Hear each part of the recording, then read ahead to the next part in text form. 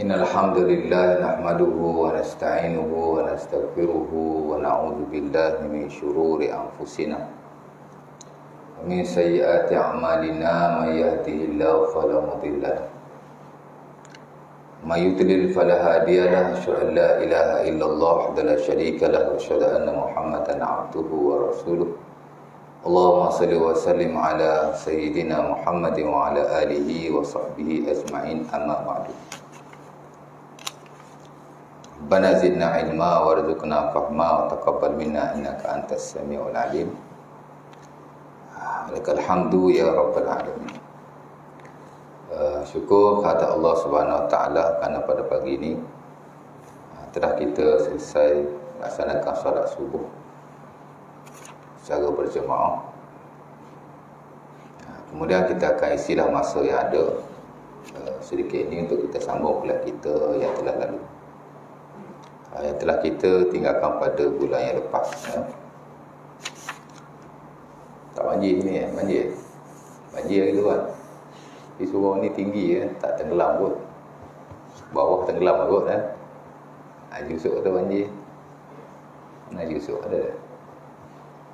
Ada.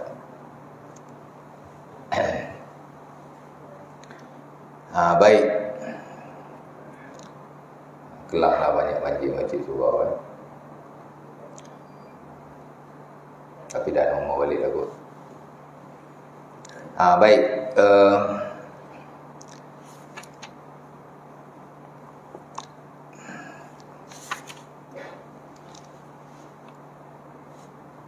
Kuliah yang lalu kita berkongsi tentang perihal kita berada di luar tak kala kita mencari rezeki, bekerja atau seumpama, ya.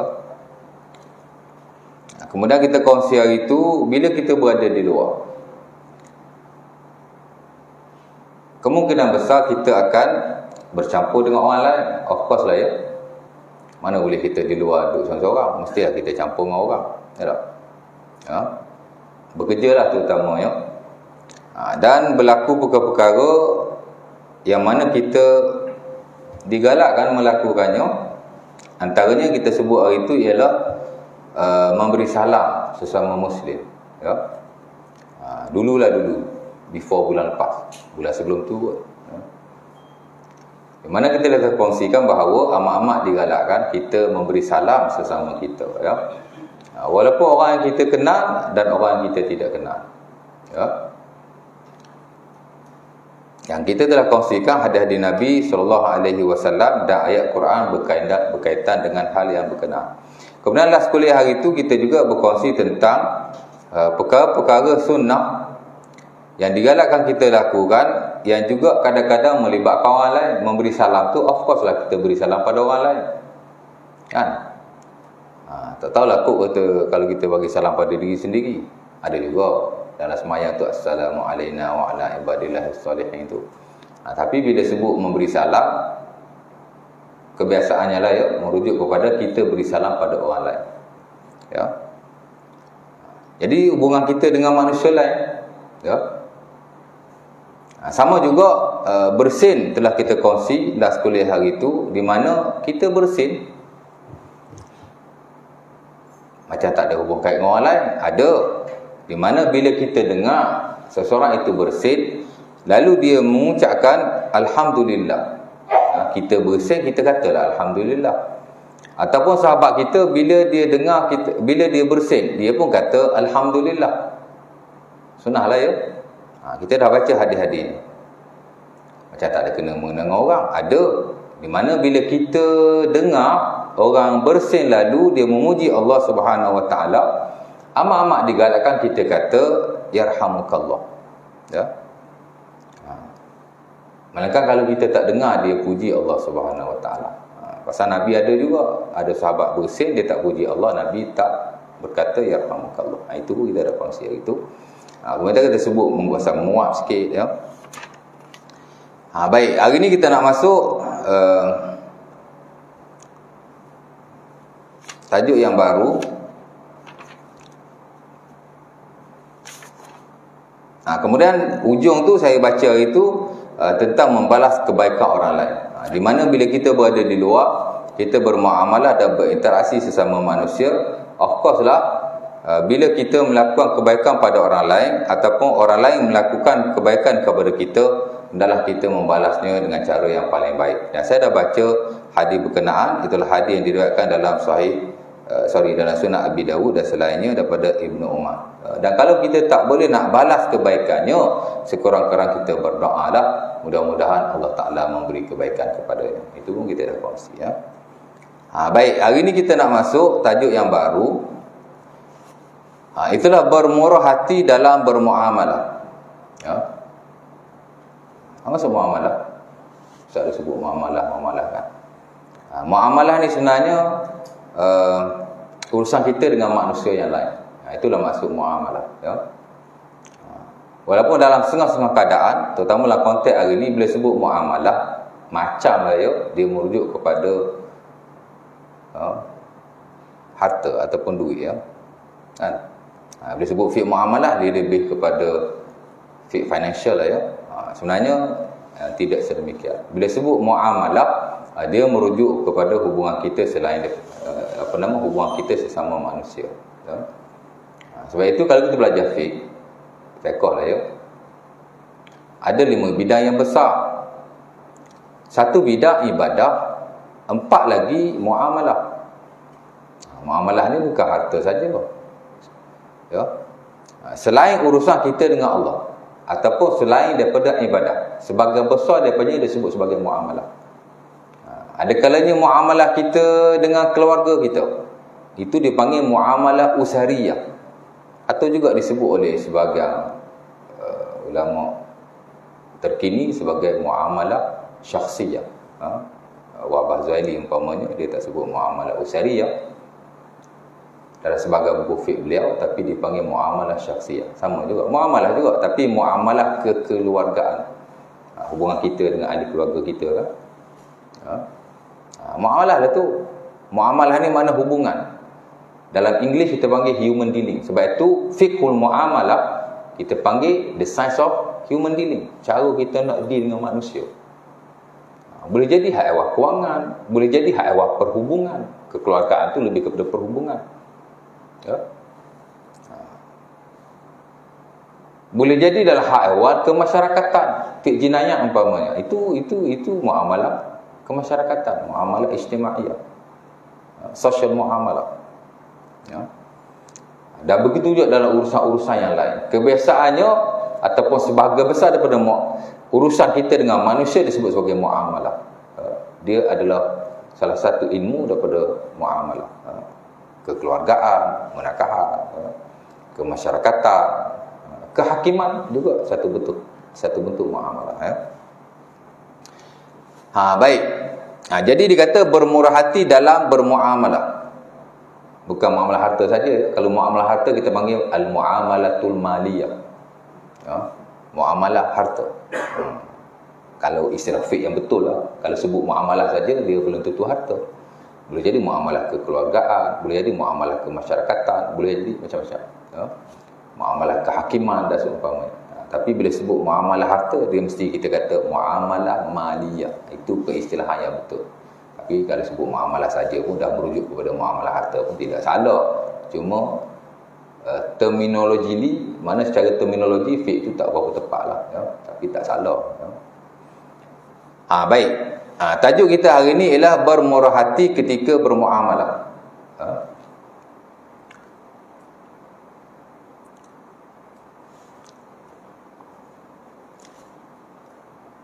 Kita dituntut supaya sentiasa bermurah hati ketika bermuamalah sesama manusia. Diriwayatkan daripada Jabir radhiyallahu taala anhu, ya, bahawa Rasulullah sallallahu alaihi wasallam bersabda. Hadis ni hadis masyhur sekali. Sehingga dalam fiqh muamalah harta, bila kita belajar tentang muqaddimah ilmu muamalah, the introduction to the science of muamalah, biasa kita belajar lah, ya. Sebelum nak belajar muamalah ni, dia aja belajar muqaddimah dulu. Macam kita belajar fiqh ibadah lah. Tak mungkin tuan-tuan panggil ustaz seorang suruh mengajar fiqh, dia tu masuk-masuk mengajar fiqh lalu, masuk kitab pertama lalu, baik kan. Itu kebiasaannya dia mesti berkongsi dulu tentang introduction ataupun mukaddimah kepada ilmu fiqh ibadah. Dia pun bincanglah apa makna fiqh, dia bincanglah sejarah fiqh, sejarah pada zaman Nabi, sejarah pada zaman sahabat, sejarah pada zaman tabi'in, tabi'in, sejarah pada zaman imam-imam yang besar, Al-Imam Malik, Al-Imam Abu Hanifah, Al-Imam Syafi'i dan selainnya. Kemudian begitulah perkembangan daripada satu zaman daripada satu zaman yang lain. Sejarahnya mesti belajar. Setiap ilmu ada latar belakang, ada sejarahnya. Kan? Macam mana kita nak tahu atau nak mengetahui satu ilmu, nak mempelajarinya kalau kita tak sentuh tentang sejarahnya? Kan? Macam kita lah. Kita nak tahu tentang bangsa Melayu kalau kita tak belajar sejarah bangsa Melayu. Macam mana kita nak tahu? Kan? Tapi belajar sejarah yang betul lah. Sebab dalam sejarah juga ada banyak manipulasi. Kadang-kadang yang bukan sejarah, dia masuklah sejarah. Ada juga. Sebab itu kadang-kadang yang sejarah dikeluarkan. Sebab itu kena banyak sumber. Ya. Dan rujukan. Kemudian dia belajarlah sumber kepada fiqh. Kita belajar fiqh ni, apa sumber dia? Quran. Nombor satu. Walaupun ayat yang menyebut tentang hukum akad ibadah ni dalam Quran banyak jugalah. Tapi tak adalah sampai beribu-ribu, ratus saja. Kan? Kata sebagian para ulama, ayatul ahkam dalam Quran dalam ratus-ratus saja, 500 lebih, 600 lebih. Quran ada 6,000. Berapa ribu ayat Quran? 6,236. Betul? Orang angguk tu. Kalau salah cakap. Cakap betul-betul. Ustaz pun lupa juga. Tak silap saya lah ya, 6,236 ayat. Ayatul ahkam, ayat-ayat hukum hanya ratus-ratus saja. Saya tak ingatlah precisely, tapi lebih kurang tu saja. Tak adalah the whole Quran tu adalah ayatul ahkam, ayat tentang hukum dan hakam, hukum akad ibadah lah maksud saya ya. Bila ulama kata ayatul ahkam, dia panggil ayat-ayat jurisprudence, merujuk pada ayat-ayat fiqh lah ya, sembahyang, puasa, zakat, haji, doa, zikir ya. Dan juga haiwan muamalah, jual beli, semua lah ya. Jinayah dan seumpamanya. Campur-campur ratus-ratus saja. Tak adalah semua ayat Quran. Jadi dia sebutlah sumber pertama Quran. Sumber Quran ni pula ada berapa jenis. Ada yang qat'i, yang jelas. Ada yang tidak qat'i, yang zanni. Ada yang sebut sikit-sikit lah ya. Tak semua lah ya. Nak tahu semua belajar ulum Quran lah. Tapi dia sebut. Lepas tu sebut sumber yang kedua, sumber yang ketiga. Dia mesti berkongsi tentang beberapa perkara yang penting-penting yang menjelaskan fiqh secara keseluruhan. At least sebelum dia nak belajar fiqh, dia dah ada idea. Apa ilmu yang aku nak belajar ni? Dia dah ada sikit idea. Itu maksud ilmu introduction. Kan? Macam kita di universiti lah. Sebelum kita nak pergi ke main campus, 4 tahun ambil degree, kita belajar dulu di matrikulasi. Belajar apa? Belajar core courses. Belajar basic-basic ilmu yang kita nak belajar di main campus tu. Kan? Macam itulah juga sesuatu ilmu yang kita nak belajar. Balik pada yang tadi. Bila kita nak belajar tentang muamalah, dia ada adab-adabnya. Termasuk adab bermuamalah dalam hal ehwal kewangan. Of course lah ada adab-adab. Dan kita dapati ada banyak lah ya. Ada buku ni tulis berbelah-belah, hatta ada puluhan adab. Tapi yang paling masyhur kebiasaannya para ulama bila sebut tentang muamalah, harta lah ya, khususnya muamalah harta, dia mesti ada adab-adabnya. Banyak lah ya. Tapi ada 10 yang terutama. Salah satunya hak ni lah. Mesti dia panggil ada sifat lapang dada. Dia sebut sini bermurah hati, boleh lah ya. Mana kita ada hati yang lapang bila kita bermuamalah sesama manusia. Ya. Apa? Dah hadis ini memang dinukilkan. Hadis ni kira masyhur lah tuan-tuan. Ha? Di mana Nabi SAW bersabda, rahimallahu rajulan samhan idza ba'a wa idza ishtara wa idza iqtada. Pendek je hadis. Ha? Tapi dia termasuk dalam adab yang penting di samping ada adab yang lain. Ha? Tuan-tuan belajar muamalah nanti, kewangan baik, kehakiman baik, kemasyarakatan baik, biasanya adab itu akan dikongsikan. Ya? Banyaklah adab. Pertama kena ikhlas pada Allah Subhanahu Wa Taala. Apa-apa pun memang kena ikhlas. Ya? Kemudian yang kedua kena rajin berusaha. Ya? Al-aqsu bil asbab, kena ambil sebab, musabab. Kan? Kalau kita bisnes, dia kena rajin dan berusaha bersungguh-sungguh, kena buat planning betul-betul. Itulah bagi asbab-asbab yang sahih. Kemudian kena banyak berdoa, kena tawakal, kena benar. Itu pun penting juga. Kan? Ya, dia panggil asid wal amanah. Bila kita berinteraksi sesama manusia, mesti ada sifat amanah dan sifat benar. Tak kira lah dalam hal kekeluargaan baik, kewangan baik. Sebab tu adab muamalah yang dikongsikan oleh para ulama tu dia umum, bukan hanya merujuk pada jual beli saja, termasuk hadis ini. Ya? Lapang dada, samhan, mana dia ni very open heart. Ya? Bukan jadi bengih punya orang lah ya. Itulah maksud. Rahimallahu rajulan samhan, kata Nabi SAW, Allah Ta'ala merahmati. Ya? Dalam Quran dan juga dalam hadis-hadis Nabi SAW, bila Allah Ta'ala atau Nabi sebut rahmat, dia bukan benda yang kecil. Dan dia di sisi sebahagian para ulama sudah baik dan melebihi daripada perkara-perkara yang lain, berbanding pahala, kebaikan dan seumpama. Pasal rahmat dia mengatasi segala-galanya. Ya? Hatta lebih daripada masuk syurga bahkan. Pasal rahmat kan. Malah tidak adalah benda yang lebih besar melainkan kita nak rahmat Allah Subhanahu Wa Taala. Bila kata dapat rahmat tu tak payah tanya benda lain lah, cukup dah tu. Itulah maksud. Nampak? Sebab itu sebahagian fadilat yang Nabi nyatakan dalam hak ibadat disebutkan rahmat Allah Subhanahu Wa Taala, tapi tidak semua. Ya? Semayang umpamanya, ada Nabi sebut dapat lagu ni, ada Nabi sebut dapat lagu ni, ada Nabi sebut dapat lagu ni, ada Nabi sebut dapat rahmat Allah. Ya? Kan? Ada orang Nabi tak sebut pun. Bukan semua ibadat ada fadilat. Tak ada fadilat pun. Fadilat ni ada tak ada tak penting. Tapi kalau ada, kita beriman dan kita bersungguh-sungguh untuk mendapatkannya.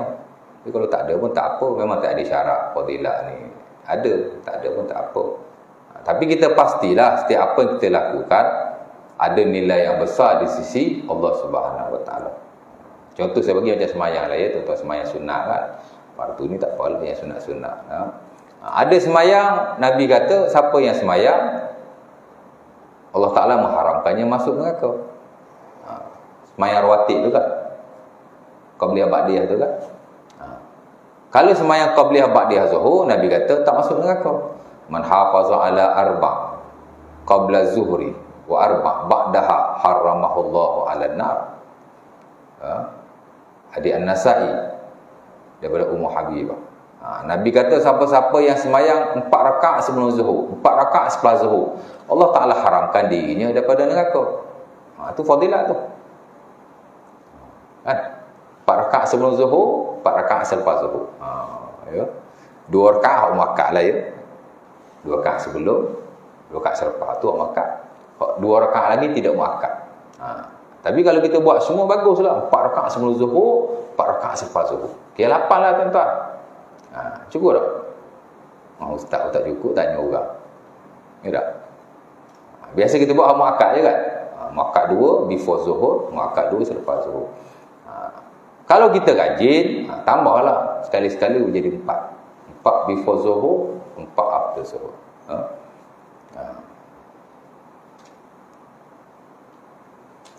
Kadang-kadang kita buat amal ni, kita tengok muakkad tak muakkad. Nah, istilah muakkad tak muakkad ni istilah yang baru. Hatta kata Imam Al-Ghazali rahimahullah dalam Ihya Ulumuddin, para sahabat ni tak bincang pun muakkad tak muakkad ni. Penjelasan muakkad tak muakkad ni dibuat berasaskan kepada rutin Rasulullah sallallahu alaihi wasallam. Ada riwayat Nabi merutinkan dia jadi muakkad walaupun dia tak ada fadilah. Tapi kalau tak ada riwayat Nabi merutinkan, adalah riwayat Nabi melakukan. Tak adalah fadilahnya, tapi tak ada riwayat Nabi rutin ke tak rutin, dia tak jadi muakkad. Dan sahabat tak melihat benda itu. Asal ada sunnah, sahabat akan melakukannya walaupun dia tidak muakkad. Pasal istilah muakkad ni istilah yang baru. Nak bagi beza. Sunnah ni, hak muakkad ni Nabi buat macam ni. Hak tak muakkad Nabi buat. Nak bagi beza saja. Tapi bukan maksudnya kita buat hak muakkad, kita tak buat hak tidak muakkad. Kalau nak kira semayang sunat antara semayang hak paling lekeh lah kita kata qabliyah maghrib lah. Sehingga kalau kita lihat dalam mazhab Syafi'i, saya sebut lekeh tu, maksud saya nak bezakan. Ada hak muakkad, ada hak tidak muakkad, ada hak nombor 3. Dia panggil semata-mata sunnah, tatawwu'. Kita dalam mazhab Syafi'i ada 3 tau sunnah. Ada yang muakkad, ada yang tidak muakkad, ada yang tatawwu'. Nak kata muakkad pun tidak, nak kata tidak muakkad pun tidak. Dia hak last sekali. Hak lu kelas lah kita kata. Bukan itulah. Pasal apa dia tidak muakkad? Pasal dia tidak dirutinkan oleh Rasulullah sallallahu alaihi wasallam. Pasal apa dia tidak muakkad? Pasal tak ada riwayat Nabi melakukannya. Habis itu kenapa jadi tatawwu'? Pasal ada riwayat sahabat melakukannya. Nabi buat tak ada. Kan? Nabi beri penekanan pun tak ada, Nabi rutin pun tak ada, tapi sahabat ada melakukannya. Jadilah dia tatawwu', sunnah paling bawah sekali. Tapi bila kita lihat sahabat Nabi SAW, sahabat-sahabat Nabi dah mereka belum lumba melakukannya. Pengkelasan dia hak paling bawah. Tapi jika dilihat akan kelakuan para sahabat, mereka melakukannya. Hatta kata Anas bin Malik dalam Sahih Bukhari, bila azan maghrib saja dikumandangkan, sahabat berduyun-duyun pergi sembahyang qabliyah maghrib. Kana ashabu Rasulillah idza udzina lil maghrib ibtadarus sawari fa yusallu rak'atain. Kata Anas bin Malik, bila azan maghrib dikumandangkan, sahabat akan bersegera menuju ke tiang-tiang, lalu mereka solat 2 rakaat. Mana mereka kenapa? Sembahyang.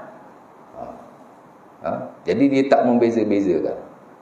Tapi jangan kita semayang hak tidak muakkad, hak muakkad kita tinggal pula. Mana kita semayang tu kita utamakanlah yang muakkad.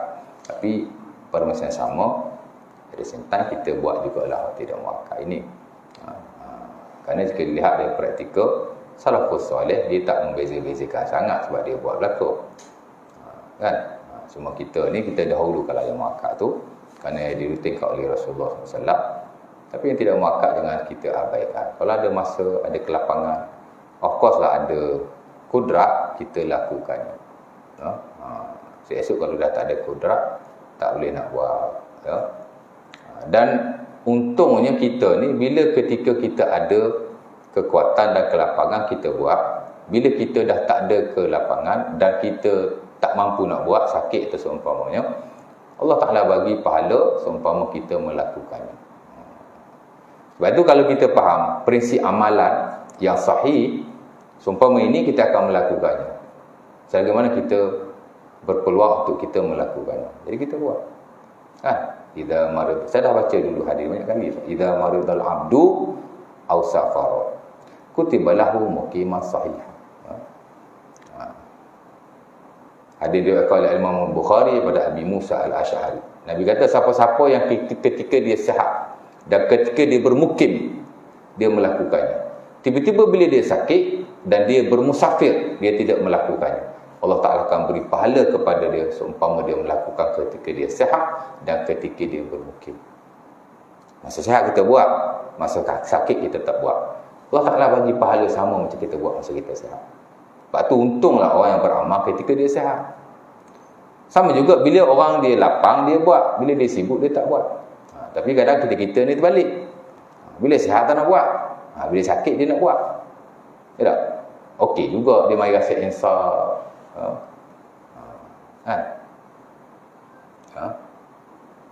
Tapi jangan bila dah sihat tak buat balik pula. So, sihat tak buat. Bila sakit dia buat. Bila dah sihat balik tak buat balik dah. Masalah tu. Kan? Baik.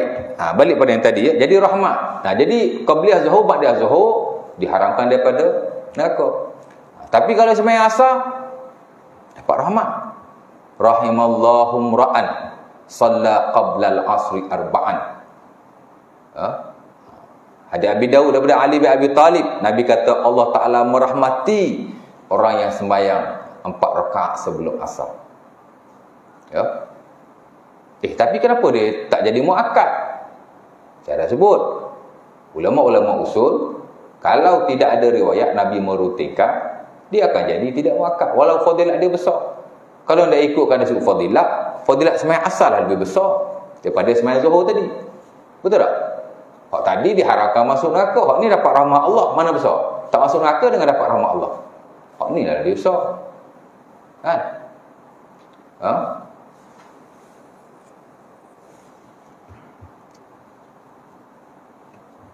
Lamma khalaqallahu al-khalqa kataba kitaban wa huwa ma'ahu fawqa arsyihi inna rahmati taghlubu ghadabi.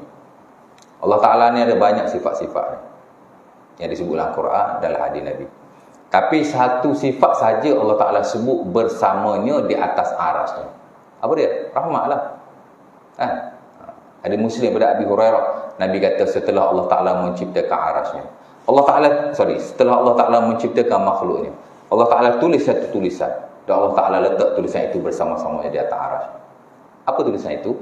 Sesungguhnya rahmatku mengatasi kemarahanku. Rahmat Allah tu Allah Ta'ala tulis, duduk di sisi dia. Jadi of course lah besar rahmat Allah. Tapi pasal apa dia jadi tak muakkad? Pasal ulama-ulama kita, majoriti nak menentukan yang muakkad atau tidak muakkad ni bukan dari sudut fadilat. Kalau semata-mata fadilat, semayang 4 rakaat sebelum asar akan jadi paling muakkad sekali berbanding yang lain. Tapi tidak sedemikian. Sebab ia lihat hak mana Nabi rutin jadi muakkad, hak mana Nabi tak rutin jadi tidak muakkad. Sebab itu kita jangan lihat muakkad tak muakkad saja. Kalau kita lihat muakkad tak muakkad, kita miss banyak. Kan? Dan itu diberi penekanan oleh para ulama kita. Dari sudut nak beramal, jangan tengok muakkad tak muakkad. Walau bagaimanapun dahulukanlah yang muakkad. Kerana itu yang dirutinkan oleh Rasulullah SAW. Tapi at the same time, jangan kita abaikan. Ada masa kita buat. Ya? Sama juga bila kita bermukim, kita amal lah. Tapi bila kita bermusafir, kan? Ada masa kita perlu tinggalkan. Hatta Nabi SAW ketika bermusafir, baginda tak semayang ba'diyah qabliyah ni. Tak semayang. Kan? Sebab itu Ibnu Umar, sebagaimana diriwayatkan dalam kitab Sunnah, dia tak semayang. Dan bila orang tanya dia, pasal apa kau tak semayang qabliyah ba'diyah ni? Dia kata, kalau aku semayang ba'diyah qabliyah, baik aku semayang penuh 4 rakaat zuhur, 4 rakaat asar, apa aku nak qasar? Kan? Allah Ta'ala beri kemudahan kepada kita. Yang wajib pun dipendekkan. Kita nak buat pula tu. Buat apa dia kata? Macam itulah ya, saya terjemahkan. Tapi kalau buat pun tidak salah. Mana tahu dah kita sentiasa semaya qabliyah, ba'diyah.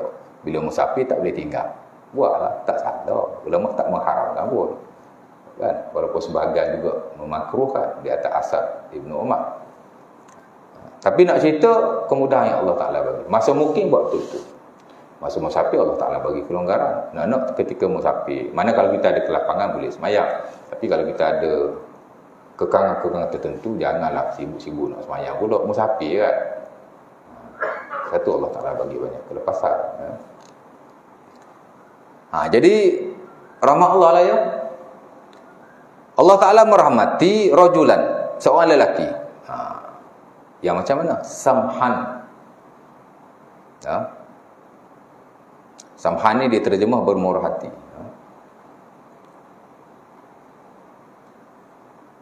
Lapang dada boleh juga. Samhan. Boleh lah, sekadar yang kita faham. Walaupun tak exactly kena dengan perkataan itu. Sebab tak semua perkataan kita boleh terjemahkan 100%. Itu nature mana-mana language. Ya. Sebab itu memahami bahasa Arab dengan saliqah, dengan bahasa Arab tu sendiri beza dengan memahami bahasa Arab dengan terjemahan. Dia tak sama ya. Tak semua boleh diterjemahkan. Even few words memang kita tak boleh terjemahkan ya. Mesti guna perkataan itu. Tapi hak ni boleh lah terjemah. Mana samhan ni mana lapang dada ya. Sebenarnya dia banyak makna samhan ya. Sementara as-samahah, samhan ni adalah salah satu sifat agama Islam secara keseluruhan ya. Islam ni ada banyak kriteria, ada banyak sifat-sifat dia ya. Salah satu ialah as-samahah. Islam ni agama yang nak terjemah ya, mudah pun boleh terjemah, mudah, toleran boleh terjemah ya.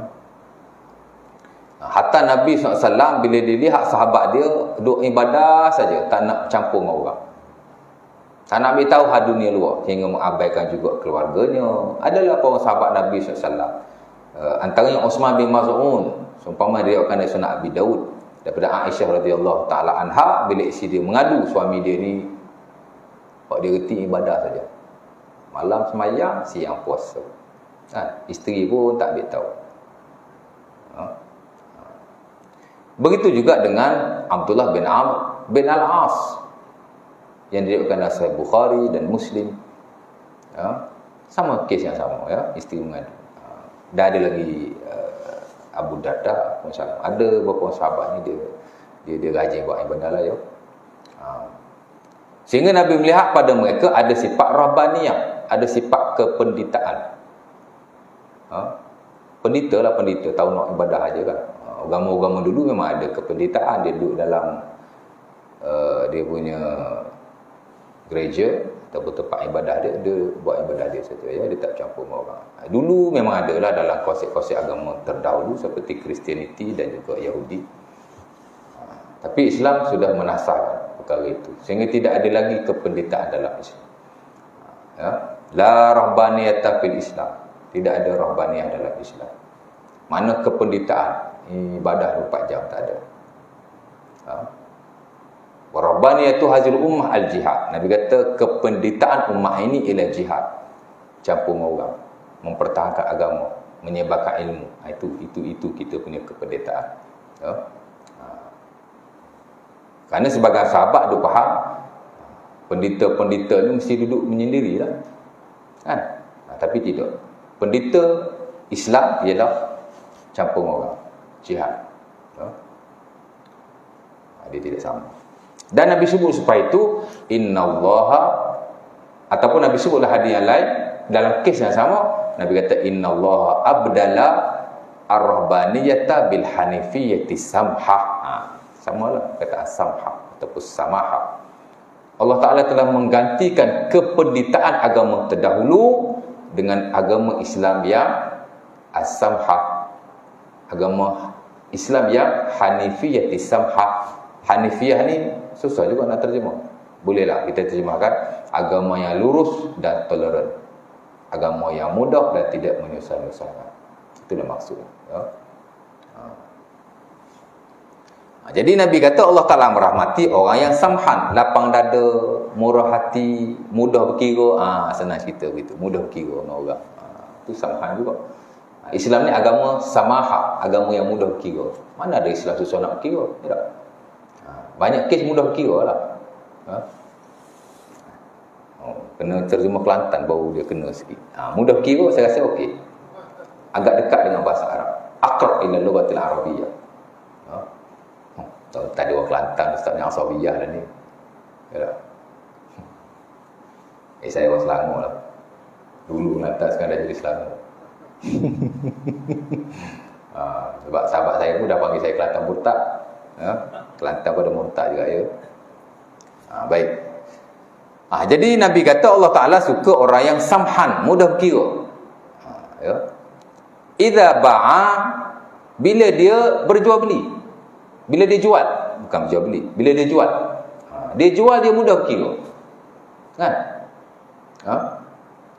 Tapi jangan pergi pasar raya tawar-menawar pula, tak kena lah. Jual beli ni kita tengok huruf juga. Kalau huruf tu tak ada, jangan duk paksa-paksa pula. Kan? Pergi pasal air nak tawar. Lepas tu baca hadis Nabi. Ni Nabi kata, mudah kira bila jual. Ni konteks ya. Maksud kalau kita boleh mudah kira, kita mudah kira lah. Boleh jadi kita beli barang di tepi jalan, ada unsur tawar menawar, itu maksud samhan. Bila kita jual satu barang, kita mudah kira. Kalau orang minta diturunkan harga, kita turunkan. Ataupun bila kita jual satu barang, kita tambah kuantitinya. Ada sahabat Nabi, orang beli 1 kilo, boleh jadi 1 darham. Dia jual 1 darham, tapi dia tambah kuantiti barang berkenaan. Kan? Dan Nabi memujinya. Itu maksudlah konteks samhan. Mudah kira. Wa idza ishtara, dan juga bila dia beli. Sama juga. Sebagaimana kita jual, kita murah hati, kita lapang dada dan mudah berkira. Kita beli pun sama juga. Mudah berkira bila beli. Jangan banyak sangat tawar. Lepas tawar. Sampai hak penjual ni sakit kepala. Bila aku nak untung kalau orang jenis macam ni, dia kata, mari 10 orang bergerak aku. Tak boleh juga, kan?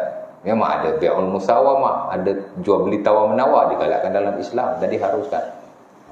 Ya. Tapi janganlah sampai kita menyesatkan dada si penjual pula, ya. Wa idza qada, dan bila dia menuntut sesuatu, ya. Boleh jadi dia ada hutang dengan kawan tu. Memanglah bila cukup tempohnya, kita boleh menuntut hutang kita. Tapi bila tengok kawan tu tak mampu untuk melaksanakan hutang piutangnya, kita berilah kelapangan padanya. Maka Allah Ta'ala bersebut, wa in kana zu suratin fa naziratun ila maisarah. Jika seseorang itu tiada kelapangan dari sudut harta, maka berilah dia kelapangan. Paling besar tu, tuan-tuan. Hatta Nabi SAW dalam beberapa hadis ada menyebutkan juga ada orang masuk syurga hanya kerana dia memberi keringanan kepada orang yang berhutang duit daripadanya. Amal lain tak ada. Sembahyang tak ada, puasa tak ada, bukan tak buat langsung, mana tak banyaklah. Kan? Jadi dia buat wajib saja, sunat-sunat tak buat. Macam itulah lebih kurang. Tapi bila dia berurusan dengan orang, wa idza qada, bila dia menuntut hutang ataupun apa-apalah dia tuntut daripada orang lain, dia mudah kira. Kan? Kau janji hutang duit aku, hari ni nak bayar.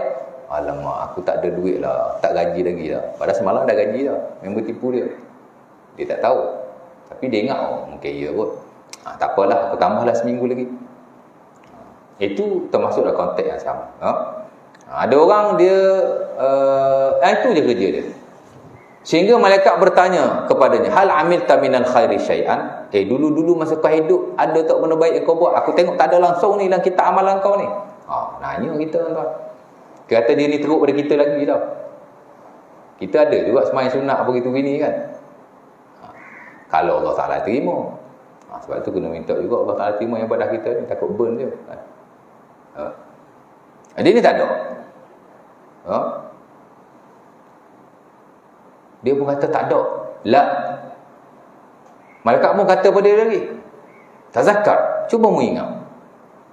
Dia pun ingat, dia kata, laqad kuntu udayyin nas. Aku dulu ada pernah bagi hutang kat orang. Ya, wa kuntu amur fityati an tajawaz anil musir. Macam mana hadis tu? Aku pun berkata kepada budakku, anzir al-musir wa tajawaz anil musir. Aku pun berkata ke budakku, kalau orang tu ada duit dia perlu tempoh, bagi dia tempoh. Kalau betul-betul dia tak mampu, lunaskanlah hutang. Mana dia very dia amat, dia tak kira sangatlah, ya. Maka tak kala dia berkata begitu, apa kata Allah kepadanya? Allah Ta'ala terus berkata-kata kepada malaikatnya, tajawazu anhu. Oleh demikian, kamu bebaskan orang ini. Mana dia tak masuk neraka. Hanya dengan sebab dia bagi hutang kat orang, bila time dia tuntut, dia tak berkira. Ya. Bukan kata tak boleh tuntut, boleh. Bila kita ada satu hutang ke apa benda tak kisahlah ya. Tapi kena mudah kira sikit lah yang kita terlampau ni ya. Tapi orang cakap juga kita mudah kira sangat, orang pijak kepala kita pula ustaz. Tengok-tengoklah ya. Macam tu dah nak cerita ya. Jadi nak cerita sikap mudah berkira ini adalah satu sifat yang baik, dan mudah-mudahan kita pun cubalah sebaik mungkin. Bukan dalam hak ewa hutang piutang saja, begitu juga dalam hak ewa yang lain. Kita cuba jadi orang yang mudah berkira dengan orang lain bila kita berurusan ya. Tak kira lah jual beli ke muamalah yang lain ya. InsyaAllah ta'ala. Berapa minit dah? Ada soalan? Ada tanya apa-apa? Tajuk ni simple je. Lepas tu masuk tajuk baru. Apa dia?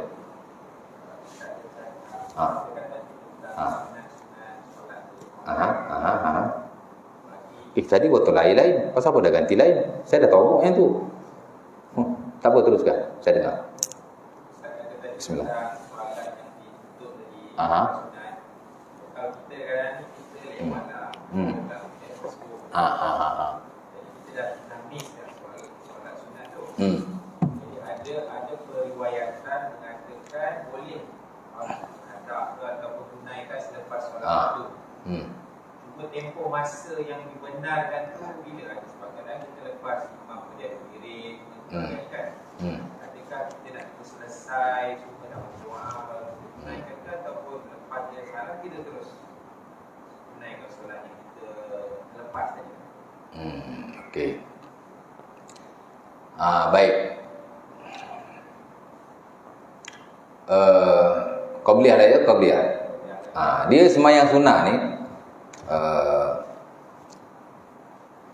yang mengiringi sembahyang lah ya, dipanggil as-salawatut tabi'ah lil faraid. Dia panggil sembahyang yang mengiringi sembahyang fardu, itu kita panggil sembahyang sunat yang qabliyah ba'diyah lah ya. Kalau yang rawatib kalau yang muakkad kita panggil rawatib. Kalau yang tidak muakkad kita tak panggil rawatib.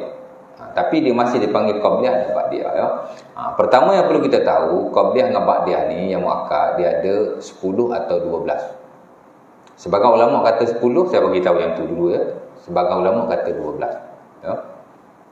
Dalam mazhab Syafi'i pun sama. Sebagai ulama Syafi'i kata 10, sebagai ulama Syafi'i kata 12. Pasal hadis tu dia ada beza sikit. Di mana hadis Ummu Habibah 12, tapi hadis Ibnu Umar 10. Tak salah ya. 4 rakaat sebelum Zuhur, 2 rakaat sebelum Asar, selepas Zuhur. 2 rakaat selepas Maghrib, 2 rakaat selepas Isyak, 2 rakaat sebelum Subuh. Nak cakap apa dulu? Tu kalau 10. Tu kalau 12.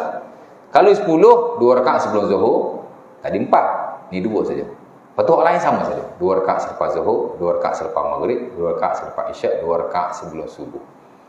Kalau boleh 12 rakaat ni kita lakukan setiap hari lah ya, sebab dia muakkad. That means Rasulullah SAW tidak pernah meninggalkannya. Rutin every day. Ya. Waktunya qabliyah sebelum daripada waktu sembahyang itu. Ba'diyah selepas solat itu dilakukan. Ini di sisi majoriti para ulama. Zuhur baik, asar baik, maghrib baik. Asar tak ada ba'diyah lah ya, di sisi majoriti. Walaupun sebagai ulama kata ada ba'diyah, Az-Zahiri dia kata ada ba'diyah. Mana maghrib, isyak dan subuh. Subuh tak ada ba'diyah, dia ada qabliyah saja ya. Cuma di sisi sebagai ulama, qabliyah dia tak semestinya selepas solat. Kalau dia tak semestinya sebelum solat. Kalau selepas solat masih dianggap sebagai waktunya. Dan ini yang standard dalam mazhab Syafi'i. Mazhab Syafi'i, qabliyah Zuhur, walaupun kita dah sembahyang Zuhur, kita boleh sembahyang qabliyah Zuhur selepas waktu Zuhur tanpa niat qada. Sebab waktu qabliyah tak habis lagi. Waktu qabliyah ni dia panjang. Ambil daripada masuk waktu Zuhur sampai habis waktu Zuhur dekat nak asar karam.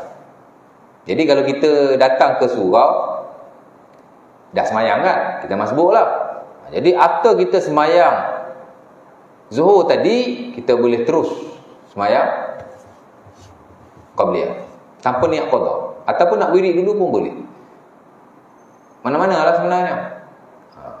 Nak wirid dulu pun boleh, nak semayang terus pun boleh, tak ada masalah sama sekali. Sebab wirid selepas semayang ni dia tak semestinya after semayang tu kita duduk kat situ tak bergerak-bergerak, kan?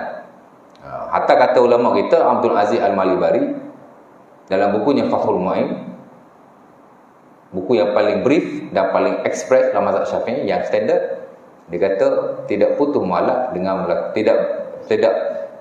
tidak putus wirid dengan melakukan semayang-semayang sunat. Mana kalau kita after kita semayang kita nak semayang sunat dulu, nak wirid selepas itu pun tak ada masalah. Ataupun kalau kita lepas semayang fardu tu kita wirid separuh, kita semayang sunat, kita sama wirid selepas itu pun tidak ada masalah. La yaqta'ul wilad bi fi'lin nawafil. Itu dia punya teks. Tidak putus mualat, yakni mualat wirid walaupun dengan melakukan semayang-semayang sunat. Mana tidak ada masalah. Kan? Sama juga bila lepas semayang kita nak buat dululah qabliyah tadi, kita pun buat qabliyah tadi. After that baru kita wirid. Tak ada masalah sama sekali. Wirid tu masih dikira sebagai wirid selepas semayang. Ya, cuma jangan terlalu jauh lah. Sebab sebagai ulama kata wirid selepas semayang ni dia tak boleh terlalu jauh. Mana setengah jam selepas itu sebagai kata dia dah bukan wirid selepas semayang lagi. Tapi kalau kita busy ataupun kita buat benda lain, masih digalakkan tadarruk. Tadarruk ni makna kita buat juga, kira macam qada wirid lah macam tu. Tapi sebenarnya wirid selepas semayang ni walaupun kita buat sejam 2 jam pun dia masih tertaluk after semayang. Cuma yang amat-amat digalakkan sejurus selepas semayang kita baca terus kalau tidak ada hal yang lain. Tapi kalau kita nak selang-seling dengan semayang tidak ada masalah sama sekali. Itu kalau qabliyah lah ya. Mana kalau kita semayang after semayang tu tak payah niat qada. Aku semayang qabliyah zuhur qada tak payah. Niat qada ni kalau dah masuk waktu solat yang lain. Itu pun kalau kita tidak meninggalkannya dengan sengaja. Nak qada apa kita tinggal dengan sengaja? Kan? Di sisi sebagian para ulama lah, tapi kalau nak ikut tinggal dengan sengaja pun boleh qada, kan? Tapi yang saya lihat yang paling bagus ialah pendapat ulama yang menyatakan bahawa kalau kita tinggal dengan sebab busy, pasal ada riwayat Nabi meninggalkan dengan sebab busy kan, Nabi lepas semayang zuhur ada orang datang, Nabi huru sampai semayang asar, Nabi tak sempat nak semayang. Nabi semayang asar dulu, after asar Nabi terus qada semayang sunat ba'diyah zuhur. Dan bila Nabi ditanya oleh isterinya, Nabi kata tadi ada orang datang, aku entertain dia, jadi aku tak ada nak semayang. Sebab Nabi larang semayang lepas asar, tiba-tiba Nabi semayang. Jadi isteri Nabi tanyalah, Ummu Salamah tanya pasal apa kau semayang dulu, kau larang. Jadi Nabi kata tadi ada orang datang, aku entertain, tak sempat nak semayang. Jadi Nabi semayang ba'diyah zuhur selepas waktu asar. Itu kita niat qada lain sebab dia waktu yang lain. Tapi kalau dalam waktu yang sama dia masih semayang tu, tak payah niat qada. Tapi boleh semayang lah. After kita semayang zuhur, kita terus semayang qabliyah zuhur. Aku semayang qabliyah zuhur tanpa niat qada. Kerana masih dalam waktu. Itu kalau kita ikut mazhab Syafi'i dia. Boleh faham ya? Ada soalan lagi? Tak ada, tak payah masuk dari baru lah. Perut pun dah bunyi dah ni.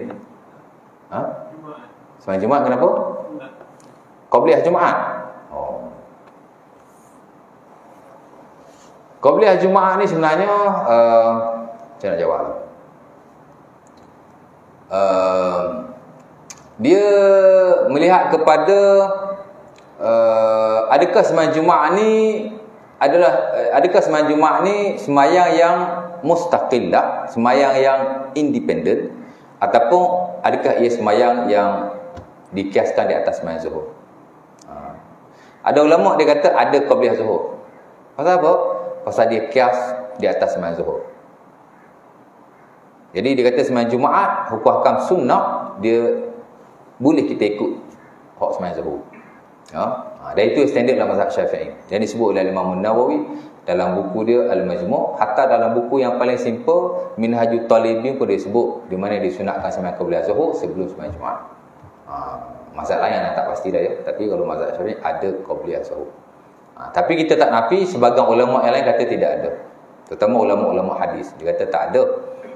Al-Imam Ibn Qayyim rahimahullah dalam Zadul Ma'ad. Dan kalau kita kaji, ahli hadis memang kalau bergantung pada hadis dia kata tak adalah, tak boleh dikiaskan di atas sembahyang zuhur, kerana sembahyang Jumaat adalah sembahyang yang independen. Jumaat ada hukum hakamnya, zuhur ada hukum hakamnya. Dan tidak ada riwayat Nabi sembahyang qabliyah zuhur. Nak qiyah tak boleh, dia kata. Ibadah ni kalau main qiyah-qiyah itu. Jadi secara kesimpulannya, ada ulama kata ada qabliyah zuhur kerana mengqiyahkan zuhur dengan Jumaat dengan zuhur. Mazhab Syafi'i dah ya. Ada sebahagian ulama kata tidak ada qabliyah zuhur. Itu sebahagian ulama yang tak silap Hambali macam itulah lebih kurang. Jadi siapa yang belajar dia kata ada qabliyah zuhur, boleh semayang. Silakan. Tapi siapa yang kata tak ada, dia tak semayang lah ya. Terpulanglah ikut ilmu masing-masing. Boleh. Tapi depa sepakat amat-amat digalakkan semayang sebelum imam naik ke atas mimbar. Bila kita masuk masjid, macam solat tahta masjid kan. Masuk masjid, semayang tahta masjid. Pasal Ibnu Umar radhiyallahu taala anhu dalam kitab Sunan Abi Daud dan selainnya, bila dia masuk masjid memang dia akan semayang sampai imam naik di atas mimbar. Hatta kalau kita lihat dalam hadis-hadis yang lain, hadis Salman Al-Farisi dalam bab fadilat semayang Jumaat, memang hadis Bilal bin Abi Rabah antara Nabi sebut bila hari Jumaat kena mandi, kena pakai wangi-wangian, kena pakai baju yang cantik, kemudian pergi awal ke masjid, kemudian Nabi kata wa sallama kutiba lahu. Dia semayang banyak-banyak. Mengikut apa yang telah ditulis oleh Allah Taala kepada dia. Memang amat-amat digalakkan kita semayang banyak-banyak. Tak tunggu qabliyah zuhur. Mana masuk masjid tu selagi imam tak naik atas mimbar, semayang. Imam naik atas mimbar stop. Ya. Macam itulah ya. Dan bila dia stop, imam dah naik atas mimbar kan. Imam dah bagi salam. Betul tak? Azan pertama. Lepas azan pertama, dia tak nak buat qabliyah zuhur, dia duduk aja. Sekatilah sebab dia dah semayang banyak dah. Malah bagi saya dia lebih baik sebab dia dah semayang banyak. Berbanding kita mari lewat, ngangam dah azan. Kita sekadar semayang qabliyah zuhur. Yang asalnya hanya qiyas saja. Hak tadi memang sepakatlah. Ulama sepakat digalakkan banyak semayang sebelum imam naik mimbar. Tapi depa tak sepakat. Qabliyah ni ada ke tak ada? Macam itulah ya. Saya masuk masjid saya akan semayang. Semayang. Memanglah saya bukan selalu awal pun kan. Tapi most of the time kalau saya awal saya akan semayang. Sebab tu kita kadang fed up juga. Kita dah datang awal masjid, kita jaga tak nak lawa tu. Tiba-tiba tanya khutbah Jumaat mari benda nak buat suruh kita lawa pula. Lalu tung derma pula depan mata. Oh, letih. Tak apalah, tolak tung derma kan. Kira lagu lah tu sebenarnya. Kita punya mari awal nak jaga. Tapi tak apalah. Dulu pernah satu masjid tuan, ada jemaah dia tanya. Dia tanya kita pula tu. Kita pun jawab lah. Saya jawab gini. Lepas tu dia bagi surat kat saya. Surat mufti dia bagi saya ni. Mufti membenarkan. Tak apalah. Silakanlah. Kita beritahu ikut ilmu kita belajar. Kan? Dia nak follow fatwa yang dikeluarkan oleh negeri tertentu, silakan. Tak jadi masalah. Nampak? Jadi semayang. Bila khatib naik mimbar, berhenti lah. Kemudian bila azan yang pertama, saya tak semayang lagi lah. Saya akan duduk sampai imam khatib bagi khutbah. Tapi terpulanglah, terpulang. Tidak ada masalah sama sekali. Terpulang kepada ilmu masing-masing. Boleh. Jadi yang tak semayang, jangan kata dia Wahabi pula. Dan yang semayang tu, jangan kata dia bid'ah pula. Kita belajar benda ni bid'ah tak apa. Tapi jangan kata kau ni ahli bid'ah, tak boleh lah macam tu. Sekadar berpendirian benda tu bid'ah tak salah. Pasal di sisi sebagai ulama ada yang kata bid'ah. Tak ada masalah. Tapi menuding-nuding orang itu tak boleh. Macam kita kata kunut subuh lah. Kalau kita berpendirian ia bid'ah, tidak salah. Sebagai sahabat Nabi kata bid'ah. Tapi jangan dituding-tuding bid'ah pula. Suruh ni buat bid'ah lah kalau kunut subuh. Salah lah macam tu. Tapi bila kita berpendirian untuk diri kita sendiri, tidak ada masalah. Dan itu banyak berlaku dengan para ulama pun. Kan? Dia kata talqin di kubur lah. Kalau kita belajar, kita berpendirian ia bid'ah, tidak salah sama sekali. Kan? Ulama Syafi'i yang besar, Izzuddin Ibn Abdis Salam, bila ditanya tentang talqin orang yang mati, dia kata bid'ah. Apa masalah? Tak ada masalah. Ikut ilmu masing-masing lah. Lagi pula ia melibatkan khilaf-khilaf yang muktabar dengan para ulama. Kita raikan lah. Tapi kalau benda yang memang bercanggah dengan syarak, kan, kita nyatakan lah, tak ada lah isu toleran-toleran tu.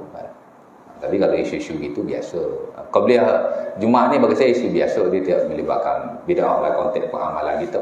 Mungkin bid'ah di sisi orang yang belajar ilmu tu sendiri, tapi dari sudut pengamalan tak boleh kita membid'ahkan antara satu dengan yang lain. Dan tak boleh nak mewahabikan orang lain juga. Ada orang dia tak suka orang sebut ada orang dia suka sebut orang Wahabi, tapi bila orang sebut dia ahli bidah, dia marah pula. Kalau awak tak suka disebut ahli bidah, jangan sebut orang Wahabi. Tak ada kena-mengena pun. Isu ni tak ada kena-mengena dengan Wahabi, dengan ahli bidah, tak ada kena-mengena. Isu yang sudah dibahaskan. Terpulang pada ilmu dan amalan. Saya nak buat apa boleh, tak nak buat pun tak apa. Boleh? Ada soalan? Tak ada tak? Oh, tak ada, kita sarapan lah. Jadi setakat itu dulu, ustaz ni tahu nak makan je. Saya 2-3 hari ni lapar je. Pasal 3 hari lepas kena vaksin dos ketiga. Dos pertama okey, dos kedua okey, dos ketiga tumbang. 2 hari tak makan. Tu yang jadi nak makan saya 2 ni. Aduh. Kata nak dos keempat pula ya. Tak apa, ini saya potong ni. Dos-dos ni tak boleh sebut ni time mengajar ni. Kata dos keempat pula ya. Tumbang pula lepas ni. Tapi tak apalah ya, nak buat macam mana. Qul azab, Assalamualaikum warahmatullahi wabarakatuh. Tutup majlis atas bait kafarah dan surah Al-Asr.